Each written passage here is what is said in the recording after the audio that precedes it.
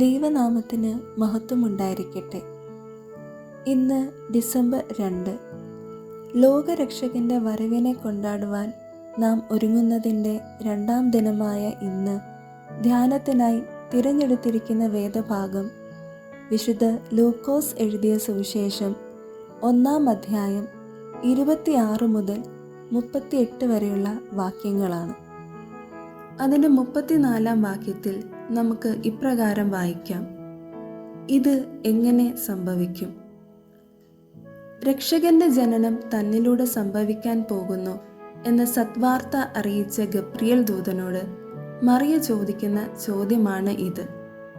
ദൈവത്തിൻ്റെ പദ്ധതിയെ സംശയത്തോടെ ചോദ്യം ചെയ്യുന്ന ഒരു വ്യക്തിയായിട്ട് മറിയയെ നമുക്ക് തോന്നാം. 18-ാം വാക്യത്തിൽ സെക്കര്യാ പുരോഹിതനും ഗബ്രിയേൽ ദൂതനോട് ചോദിക്കുന്നുണ്ട്, ഇത് ഞാൻ എന്തോന്നിനാൽ അറിയും എന്ന്.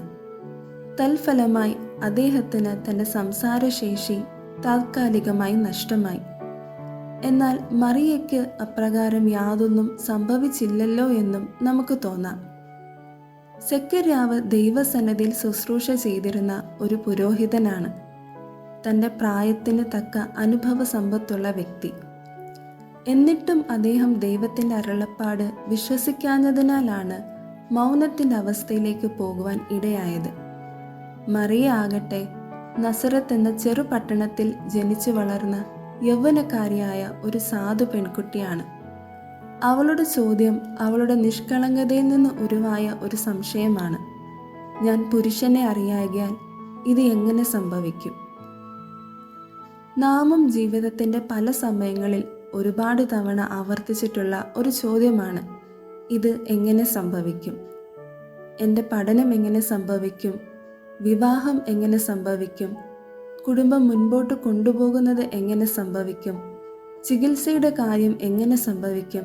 അങ്ങനെ നീളുന്നു ചോദ്യങ്ങൾ. ജീവിതത്തിലെ ഓരോ പ്രതിസന്ധി വരുമ്പോഴും അത് അതിജീവിക്കുന്നത് എങ്ങനെ സംഭവിക്കും എന്ന് ചിന്തിച്ച് വിഷമിക്കുന്നവരാണ് നമ്മൾ. മറിയയുടെ ചോദ്യത്തിന് ദൂതൻ നൽകുന്ന ഉത്തരമാണ് നമുക്ക് ഉണ്ടാകേണ്ട പ്രത്യാശ. ദൈവത്തിന് ഒരു കാര്യവും അസാധ്യമല്ലല്ലോ. ഈ വാക്കുകൾ നമ്മുടെ ഹൃദയങ്ങളിലും മനസ്സുകളിലും ആഴ്ന്നിറങ്ങട്ടെ. ആ വാക്കുകൾ നമ്മൾ വിശ്വസിക്കുന്നുണ്ടോ? അതോ ദൈവത്തെയും അവന് ചെയ്യാൻ കഴിയുന്ന കാര്യങ്ങളെയും നമ്മൾ പരിമിതപ്പെടുത്തുന്നുണ്ടോ? ദൈവത്തിന് ചെയ്യാൻ കഴിയാത്ത കാര്യങ്ങളുണ്ടെന്ന് നമ്മൾ കരുതുന്നുണ്ടോ? ദൈവത്തോട് പ്രത്യാശയോടെ പ്രാർത്ഥിക്കുന്നുണ്ടോ?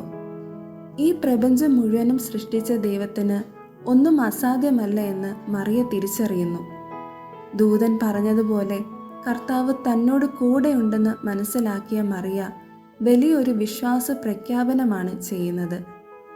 ഇതാ ഞാൻ കർത്താവിൻ്റെ ദാസി, നിന്റെ വാക്കുപോലെ എനിക്ക് ഭവിക്കട്ടെ. ഈ തീരുമാനത്തിലൂടെ തൻ്റെ ജീവിതത്തിൽ സംഭവിക്കാൻ പോകുന്ന ഭവിഷ്യത്തുകളെക്കുറിച്ച് മറിയ വ്യാകുലപ്പെടുന്നില്ല. വിവാഹ നിശ്ചയം കഴിഞ്ഞ താൻ ഗർഭിണിയായാൽ തനിക്ക് ലഭിക്കാൻ പോകുന്ന ശിക്ഷയെക്കുറിച്ചോ താനും തൻ്റെ കുടുംബവും നേരിടാൻ പോകുന്ന അപമാനത്തെക്കുറിച്ചോ യോസഫിന് മുൻപിൽ താൻ തെറ്റുകാരിയാകുന്നതിനെക്കുറിച്ചോ ഒന്നും അവൾ ചിന്തിക്കുന്നില്ല. മറിച്ച് ദൈവിക പദ്ധതിക്കായി സമ്പൂർണമായി സമർപ്പിക്കുന്നു. ഈ സമർപ്പണമാണ് നമുക്കും വേണ്ടത്. ദൈവത്തിന് എന്തും ചെയ്യാൻ കഴിയുമെന്ന് പറയുന്ന വിശ്വാസവും ദൈവത്തിൻ്റെ പദ്ധതികൾ പൂർത്തീകരിക്കപ്പെടുന്ന ഒരാളാകാൻ ഞാൻ ആഗ്രഹിക്കുന്നുവെന്ന് പറയുന്ന സമർപ്പണവും നമുക്ക് ഉണ്ടായിരിക്കണം. ദൈവമേ, അങ്ങേക്ക് അടിയനെക്കുറിച്ചുള്ള പദ്ധതി പൂർത്തീകരിക്കപ്പെടണമേ. അവിടുത്തെ വേല ചെയ്യുവാനും അങ്ങയുടെ പദ്ധതിയിൽ ഒരു ദാസിയുമാകാനും നിന്റെ കൃപയിൽ അടിയനെ ഒരുക്കണമേ. ആമേൻ.